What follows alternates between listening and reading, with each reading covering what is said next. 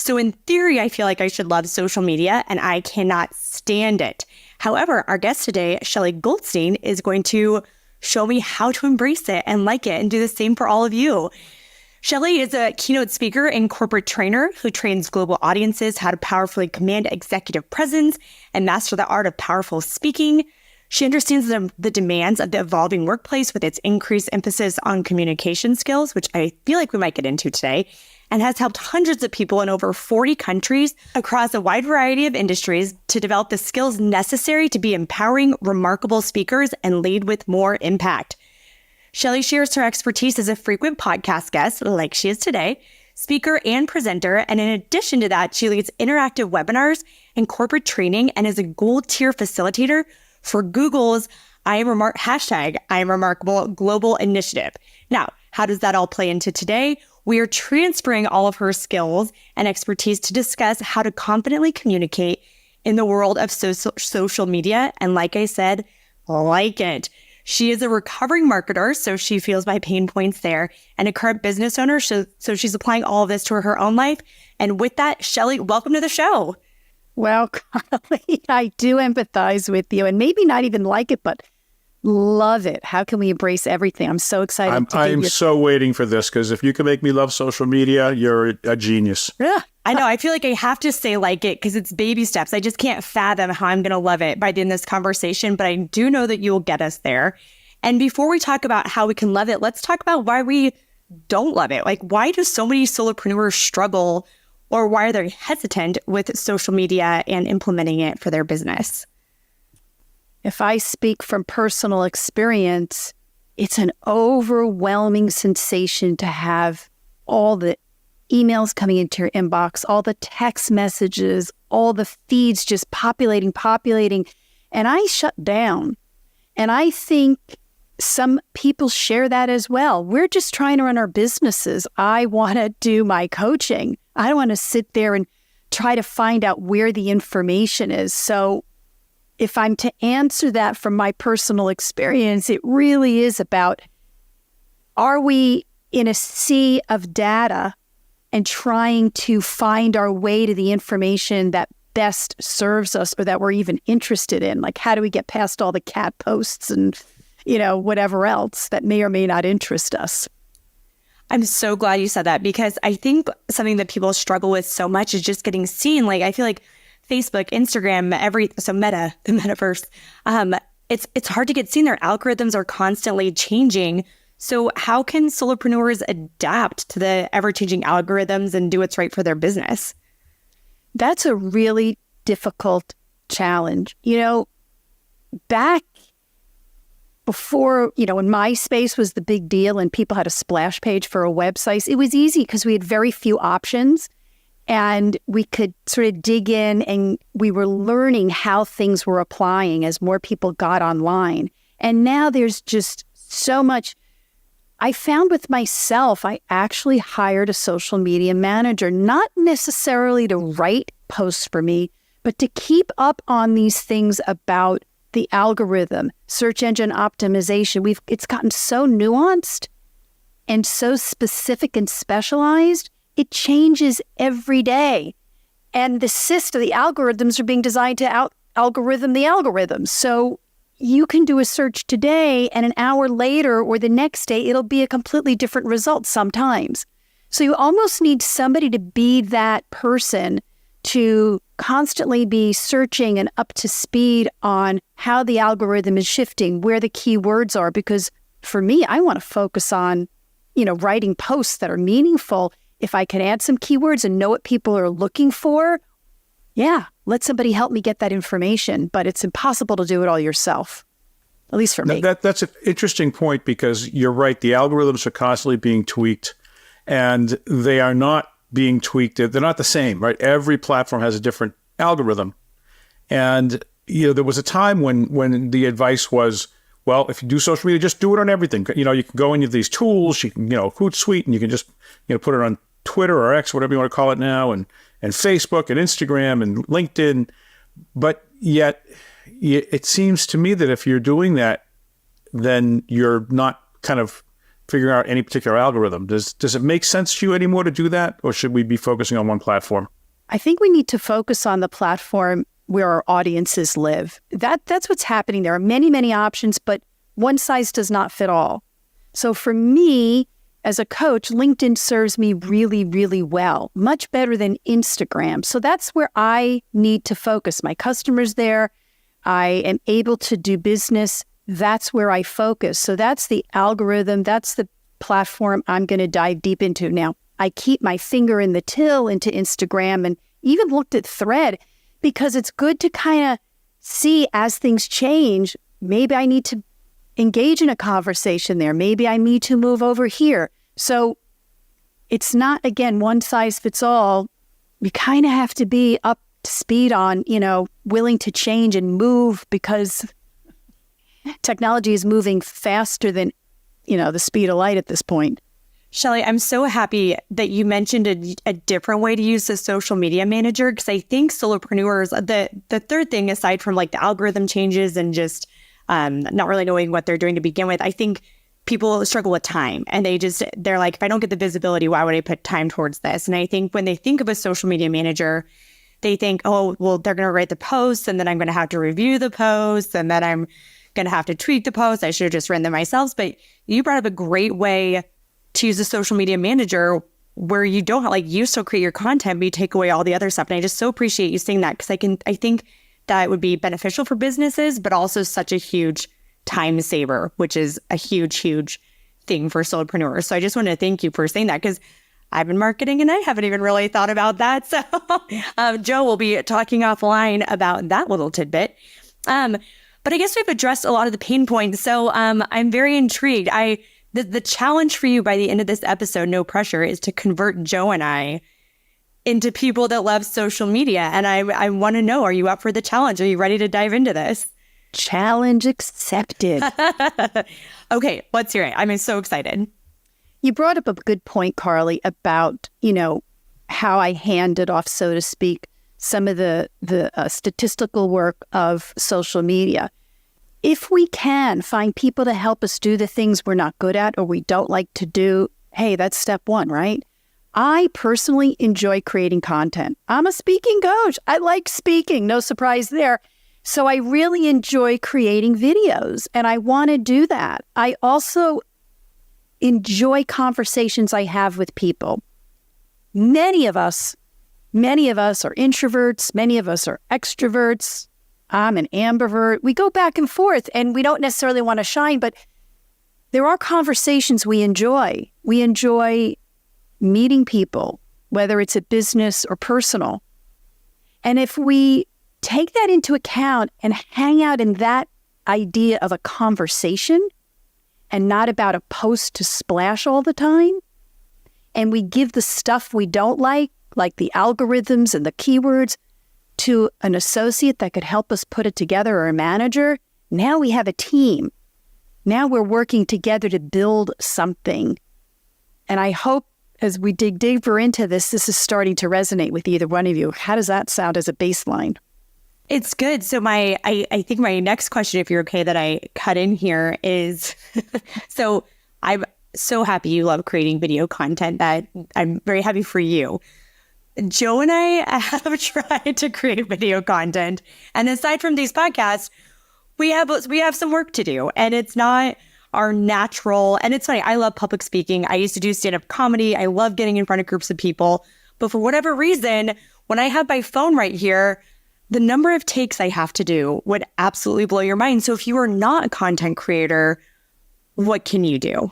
Well, you could hire me. That's what I do. I help people get past that fear of doing a 30-second video in one take. But I am you. I was that person who didn't want to do videos. I'm like, I'm a perfectionist at heart. They had to be perfect. An hour later, 30-second videos, I was not getting anything I liked. I don't look this. I don't like the way I sound. It's not perfect. All that aside for a second, go back to the conversation. We're having a conversation. It's not asking me the perfect question, or I'm sitting here worried, am I going to give the perfect answer? I'm sharing my experiences because I'm an entrepreneur and I believe I share something with you and the audience that we're all trying to build our business and we're all together and facing these challenges. So having a conversation is the first step. I'm not developing content to make a video, to write a clever post. I'm having a conversation with my audience. Hey folks, what do you think of this? This is on my mind today. That takes the pressure off because there's no right and wrong. You want to know something. You want to have you're at the dinner table with a friend. There's no right or wrong conversation. You're just talking about a great meal or the last trip you had or who saw the Barbie movie or whatever it might be. It's a conversation. Now, I'm assuming the conversation in this context should be somewhat related to what it is that you do, since you're trying to build a business. We're having conversations with people that we want to help and that potentially need what we have to offer. However, there's nothing wrong with having a conversation on somebody else's post or just about some point of interest. That also works to bring people in on the conversation, to be topical. There's a lot going on there. I mean, I'm here talking about social media. As Carly pointed out, I'm a public speaking coach. So I'm talking about something that's relatable, that's a different area, but we could all connect to. So going on somebody else's post and responding in a conversation, that's a really interesting point. And not to say, hey, that's cool, or wow, congratulations, really as if you're sitting at a cafe or a pub and you're like, that is really fascinating. I had no idea that that's what people did. Da-da-da-da-da-da. How did you get there? And start that dialogue. Now you're conversing on somebody else's post, but you're building a relationship because step 2 of the conversation, the point of it is to build relationships. That's how we do business.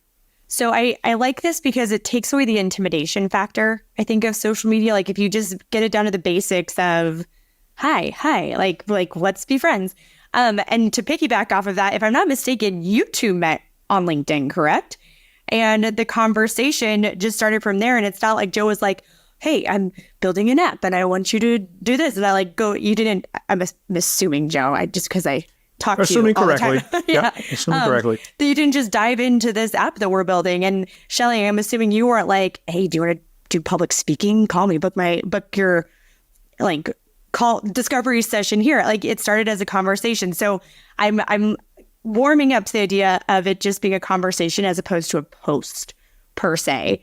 So Shelley, take it from here. So you said the building connections and then building relationships, or conversations and then relationships. I'm going to share that. Take the next beat on that. I was doing these perfect posts. I felt this pressure, as you're saying, and this anxiety. It's got to be a great post. And I got so hung up in that. It was excruciating. Part of why I really disliked doing any kind of posts. When I one day just got so exhausted, I said, you know what? You've got 30 seconds. Just talk about something. And I happened to be doing a workshop on self-promotion for job interviewing. And I just got on the video, I turned it on, I talked about getting laid off. A shameful experience, a humiliating experience. And I just said, if I'm going to connect with these people, they're looking for a job, they've gotten laid off. This was a couple of years ago when the sweeps were happening. I'm like, share your moment. And I started talking about it. It was a very sloppy video. I didn't even have a good camera at the time. And I just talked about getting laid off and how I actually got empowered from it. And I shared that moment. Again, it was a sloppy video, bad quality. Well, that was one of the best posts I ever done as far as getting interaction. People came out of the woodwork. I relate to you. I'm sorry. That's incredible. You're inspiring. I mean, it went on and on. More hits, more views, more everything, more comments, more shares. So sit with that for a second. I'm now talking in a conversation to people that are going, I can relate to that. I was being honest and fair, and I wasn't being all high glossy. And there's nothing wrong with glossy videos. They're terrific. I love doing those too. But to get out of our own way, we could just be ourselves, because I'm hoping people want to work with me because they like me and they want to see who I am. And what a better way to show myself. But you basically, were yourself, but you were also very vulnerable in that video. You were very vulnerable, and I think people respond to that. That's something I'm kind of coming around to, is like, you can be professional and you can do all these things, but boy, when you're human, as George B. Thomas, our most of the time host of Solopreneur Problem Solvers event, says, be a human. And that's what he means, I think, is that, just being yourself, being a little vulnerable, being honest about your feelings and your strengths and weaknesses really, really resonates with people. I think that's what you're saying. Absolutely. I mean, many of us have heard or listened to a lot of TED Talks. Fair enough? Yeah. They are all about people who are overcoming an obstacle, some kind of amazing hurdle, some experience, a lesson learned, a failure to a win. All the TED Talks, like the majority of them, are all about people going through some challenge and getting to the other side and sharing that vulnerability, sharing that humility, those softened moments to say, I didn't start out great. Nobody starts out great. We were all connected to the story and the journey. The end result that, Elon Musk became a billionaire is the end result. The journey is what we want to see. The struggles of how Microsoft was built, or Apple started in a garage. 2 guys hit it, college dropouts. That's what we connect to, not the fact that they were major successes so much. And TED Talks are all about that. So if we're so entrenched and attracted to storytelling and to the TED Talk journey, there might be something to it in our own journey. Is you saying that we should all develop a backstory like you would for a character in a movie? No, we have a story. It's not to be developed. We've lived it and just share our experience. I got laid off. I'm saying, but to kind of understand what that story is, we've lived it, but it's like I don't necessarily draw upon that as part of who I am on a regular basis, because I've never kind of sat down and thought through, what is my origin story? I love origin stories. I always love the first one of a trilogy, right? I love the first Star Wars. I love the first Lord of the Rings. I'm a geek. But, it's a function of those origin stories are the best. But, I've never thought through my origin story. Well, there's a great you can do that. There's a journaling technique that I usually walk people through that's called a story sprint. And there's a way to literally journal these moments. And it's not only your origin story, Joe. It's, I'm living in Southern California, and this last weekend we had a hurricane warning and we had an earthquake. That's a story to talk about. That's a story. And it's not the origin of my life or career, but it's a story. How does that fear, how does that anxiety relate to perhaps some of the fear and anxiety that some of my clients might engage with? Is there an opportunity there to say, hey, wait, that kind of takes me down a path? I mean, I wrote about Paul Rubens, Pee Wee Herman, when he died. And I saw an interview with him. And quite honestly, I never really followed him at a great stride. I knew he was there. I saw some of his stuff. But in seeing an interview about him, he talked about how he created Pee Wee Herman. And it was because he couldn't remember his punchline. He couldn't remember the joke. And he would get on stage and he would fail miserably. And he, at one point, said, my character, my comic story is, a really bad comedian, one who can't do anything. So he started goofing around, pulling props out of his bags. That's the creation of Pee Wee Herman. Genius, right? But I took that idea and honored not only his genius, but also talked about how that really is finding our own, embracing our own mistakes and things we don't have instead of worrying about what we are missing. work on what we got. Take the little that we got.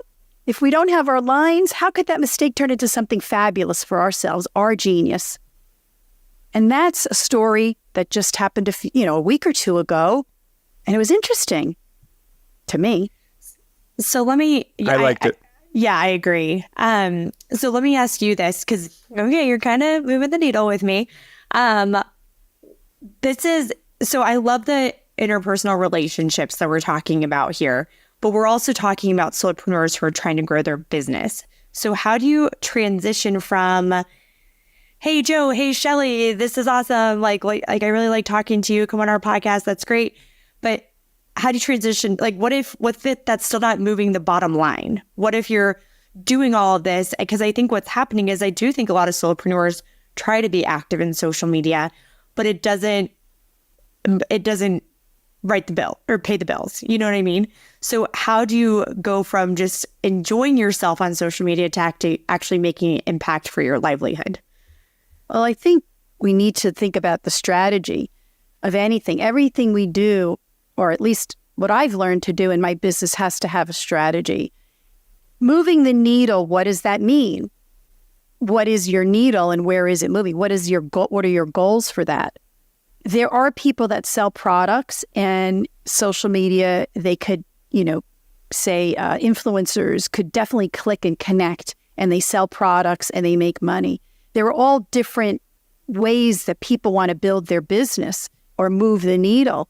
I don't sell a product, I sell a service. But for me, my strategy is that the exposure of it. If I'm out there talking and people engage with me and they see what I'm doing, I get calls to say, be on my podcast. I get calls saying, can you speak at my conference? I get calls, can you coach our team? I really like what you said. How does it work? So I'm actually showing what I do.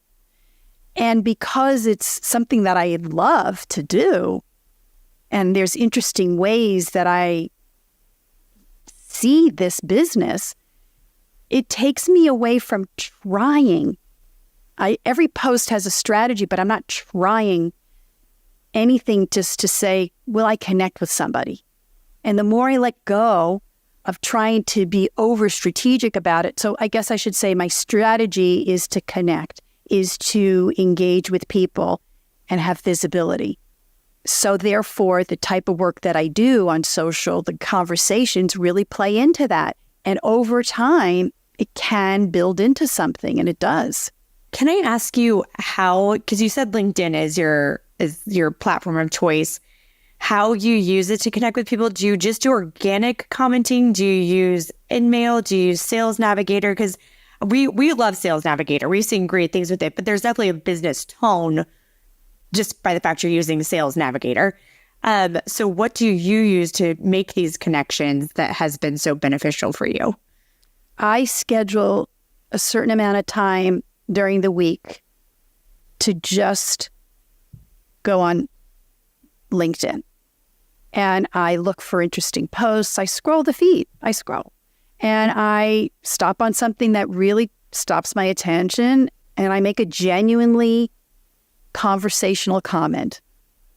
I mean, occasionally it's, hey, great, but I try to avoid that, and I try to really engage because it's interesting to me. I'm being honest about it.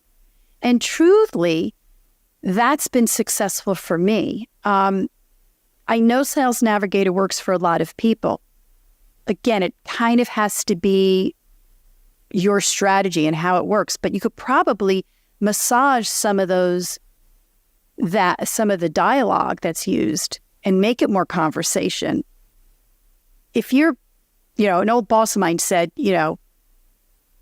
usually you have to date somebody before you ask them to marry you. So in business, it's the same thing. And we talked about relationships. How can we relate and connect? Can I trust you to help me speak better? Can I trust you to learn marketing or take over my marketing channel? We have to build that relationship. And then once the trust is there and the honesty, and we feel we know the character of who we're talking to, and that could be a week, a year, a month, who knows? Then all of a sudden we could say, hey, Joe, I need that thing you've got. And to me, that's honest selling or exchange of businesses. So moving the needle might take a little bit of time, but if you really want to build clients that are going to trust you, like you, and come back, the relationship, I think, is the key. So can I circle back to the very beginning? Because I'm trying to take an approach of like, if it wasn't me asking you these questions, because I'm extroverted. So getting on LinkedIn and being like, yes, I am. For those that can't see Joe. Not me. I was like, yes, I am. I'll get confrontational about it. I'm an INTJ. So Joe, you are a very social INTJ. You're very easy to talk to. But there are some people that are running these businesses and having natural conversations doesn't come naturally to them. They're great at what they do, but reaching out to others isn't their expertise. So what should they do at the beginning to build these relationships if that's out of their comfort zone? That's a great question. And another opportunity for a shameful plug, but we all need, I said earlier, I'm not good at the SEO and the algorithm thing, so I bring somebody in to help me. Sometimes we need coaches, we need training, we need to get past certain fears about why we can't have a conversation. And maybe it's a deeper issue. I'm not saying, here's a magic pill, it's going to work for everybody, but it's important to know what we need to work on as well. And introverts, I work with quite a number of them. There is a way to get past these labels because they're just labels. They're just stories we're telling ourselves or ways we're holding ourselves back, and it's not true. What we think is not necessarily what the rest of the world thinks. I'll give a great example. Dharmesh Shah, who's the co-founder of HubSpot, and when you go to the Inbound conference, he speaks every year, and everybody loves him. And he is such a self-professed introvert, but he's just got this kind of great, very low-key, but very great personality, and people love him. But, introverted doesn't mean that you don't like people or you don't like even speaking, but it means that it costs you energy. So I go to a party, and after the party, I'm tired. Carly's like probably wired up. Yeah, there's different ways to manage energy. And believe it or not, in speaking, it's all about repurposing that energy. And there are ways to do it. People do breathing exercises, but we can take that energy so you're not depleted and you're using it to serve you to the best of the ability. It's not a cure-all, but it certainly can help. And if you take it in little baby steps, as Carly was saying earlier, the like to the love, you got to start somewhere. We all have to start somewhere because there's a part of us that got us to be these very successful. And there's a part of us that's holding us back in every other areas. So there's always work to be done, myself included. So I don't really want to admit this, but I really want to just go start posting. I know that sounds, but I want to see like if I can get to where I want to be with social. You've done it. You've done it, Shelley. Wow. And I just want to see, like, Joe and I keep saying we're going to allocate X amount of time a week to just blasting, like not blasting, that sounds impersonal, but to posting on LinkedIn and engaging on LinkedIn. And we've been saying that for a while. Like we have a lot going on, but LinkedIn is the stuff that keeps getting pushed. And when I say LinkedIn, this is for anybody, like whatever platform of choice you're using. For Lifestar and our company, LinkedIn is where we try to focus our efforts. But we've been dragging our feet with it just because we've had higher priorities. But this conversation has made me want to go in now and actually see if I can move the needle for my personal profile and share Lifestar and everything. Because I've had that dragging my feet feeling for so long, but this has kind of reduced the intimidation, reduced the, I don't want to do this, I don't want to do this, I don't want to do this. And now I'm just curious to see if I can love it. So I guess I'm going to say, maybe I don't love it quite yet. I'm going to stick to my guns, but I want to love it. And I want to try everything that you're telling me to do so that I can. I've got a tip for you and everybody Yes. listening on that. A first step. You're in the market, you're in the grocery store, there's a person next to you online, look in their cart, pick out a product and ask them about it. Hey, is that chocolate ice cream really as good as they say? Start the conversation about the littlest thing. You'll all of a sudden, maybe the person will start a whole, well, I have it with strawberries and hot fudge and it's really amazing. Or I don't even eat this. I'm buying it for my husband. Whatever the case is, you're starting that conversation, and it doesn't have to be huge. Before you post, go out there and comment on somebody else's. How do you really feel about it? What's your honest opinion about the statement somebody's making? What's your input? Wow, I really appreciated that comment. I didn't know that. How fascinating. I'm going to look deeper into this. Thanks for sharing that. Those are baby steps in building up to where you get more comfortable about, I have an idea this morning. Now I'm going to go on and create a little video or write a little post, because the ideas start flowing in once we let go of that restriction. So maybe that little tip helps. You did it. Yep. Joe, I'm speaking for myself. Joe, do you have anything? Are you convinced? Well, I'm really, really intrigued with the conversational approach, because I guess I wasn't thinking about it quite in those terms. It's not that I wasn't the type that wanted to just go blasting out stuff, but to think of it in terms of just getting, because I do that sometimes, right? So you just go and you see somebody and they post something, that's really great. I'm really glad to hear that, that your kid is doing well now after surgery or whatever it is. But I never thought about that as being kind of what I was supposed to be doing. I thought that was kind of like what I was doing because I wanted to, as opposed to what I was supposed to be doing. So this kind of reframes a lot of things for me in terms of at least the interaction aspects of social media. Producing the content, got some work to do there, but anyway. We both do. But yeah, I think more than anything, Shelley, you've gotten us excited to test this new approach. And I think for that, you have fully succeeded in your challenge today. And we so appreciate that. Just talking to you, this is the first time we've spoken, and it is so clear to me that you're a coach and that you are empathetic, you understand where people are coming from, you dedicate your life to others finding success, and that's how you find success. So what is your favorite quote about success? Favorite quote about success? God, you're putting me on the spot. All of a sudden, I'm going blank here.